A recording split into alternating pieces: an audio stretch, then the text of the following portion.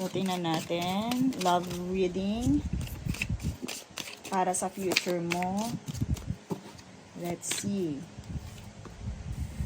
Meron dito. May involve ang time talaga. Fatigue. And fire. So, I hear my loves. Dito sa iyong takbo ng iyong love life. Pwede my loves kung single ka right now, hindi siya talaga ganun ka-healthy or hindi ganun ka-favorable ang love life sa'yo, my loves. Look at this length.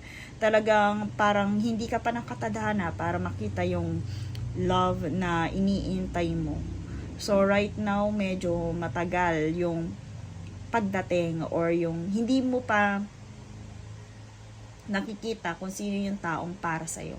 May length dito, so ito ay indication ng paghihintay, my loves, and fatigue. So dito, my loves, pwedeng protection din yan. I hear na pwede kasi pag minadali mo yung iyong love life is ito lang din yung iyong mararanasan. So dito, my loves, I hear na binibigyan ka ng time para mas ma-discover mo pa yung sarili mo, yung talent mo, para mas makapag-focus ka sa sarili mo, sa yung growth, my loves, kasi yung love life, parang meron siyang hindi magandang maidudulot sa'yo. Pwede mag-cause din yan sa'yo ng distraction. That's why, dito sa fatigue, pwede, my loves, na yung tao ding nakatadhana sa'yo, parang gusto din ng pahinga, parang hindi pa siya ready na i-manifest ang sarili niya sa love. Parang ang naririnig ko dito, my love, sa taong sa'yo or sa taong naka-destined sa'yo, hindi pa niya minamanifest ang love life. That's why hindi pa rin kayo nagkikita or nagtatagpo. So, yun, my loves, yung takbo ng connection. Iniiwas ka din dito sa mga toxic traits na pwedeng magdagdag ng trauma in your life. So dito, my loves, once na na-culminate mo na, nagamit mo na yung time na ibinigay sa'yo ni universe, I hear na pwede, my loves, ito, look at the fiery energy. So, kung iniisip mo parang magiging single ka forever, hindi, my loves. Dahil dito naman, kung ano man yung struggle mo sa pagla-love life, I hear na may kapupuntahan din yan. Meron pa rin pag-asa na mahanap mo yung taong para sa'yo. Meron, basta i-enjoy mo yung life, my loves.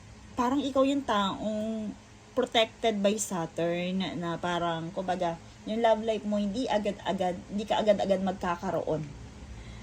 Pwede, my loves, may dumating man, pero para bang andun pa rin andun yung chasing na energy. So, dapat dito, my loves, ngayon pa lang i-adapt or embrace mo na yon, na hindi agad-agad ang ganun kasimple yung pagla-love life sa'yo. Kasi protected ka from the pain, from this burnout. Protected ka ng kumbaga, you are being guided.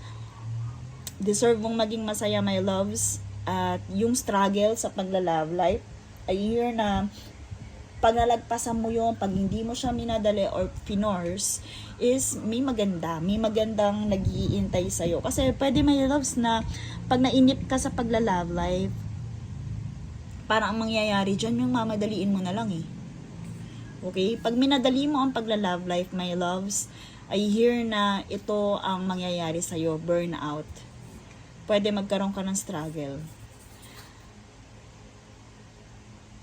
Pero kung ano man, halimbawa nandun ka na, nangyari na, meron pa rin naman talaga, my loves, na hope. Basta tulungan mo yung iyong sarili na maibalik yung light. Yun. I also hear na parang may ibang tao, may ibang love life na darating sa'yo, lalo na pag minamadali ka, o yung mabilisan lang na dumating, pwede, my loves, na kunin nila yung light within you. Yung parang, yun nga, i-drain ka. I-drain nila yung energy mo. So, kaya wag mong mamadaliin, my loves, ang pagla-love life. Kung ikaw ay currently moving on, my loves, kailangan mo talaga ng time. para sa pag-love life. So, let's see. So, ang love life para sa'yo ay hindi minamadali.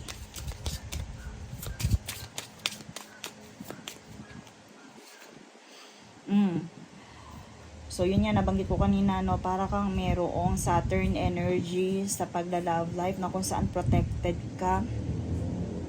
Meron dito breaking up. Pwede may love sa love life, maranasan mo talaga ang divorce or breaking up. At meron my loves na palaging, alam mo yun, parang palaging sumisingit sa love connection nyo. Prone ka din na maka-encounter ng mga liar in your life. My loves, very sneaky na energy. So, kung meron man, kung na-encounter mo na in my loves, it's time for you to let them go. Wag masyadong itali ang iyong sarili sa mga ganitong klase ng energy. So, yun ang my loves.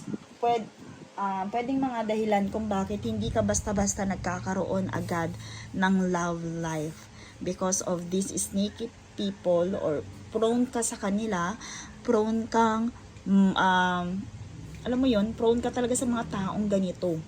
At ikaw yung tipong ng tao na ibibigay yung mga kaya mo na to the point, to the extent na nauubusan ka na ng sarili mong light, ng sarili mong spark.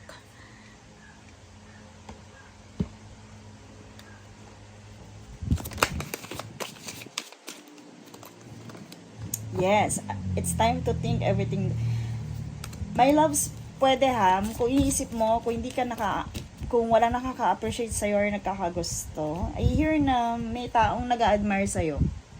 Hindi lang sila willing na ipakita yun or sabihin natin, admire. Simple na parang na-appreciate ka, but not to extent na ikaw ay parang gusto nilang maging jowa. Pero sa admirer, meron kang admirer, my loves. So, kung iniisip mo hindi ka attractive, merong nag-a-admire sa'yo at may nakaka-appreciate kung sino ka. Okay, and that's all for you. Thank you so much and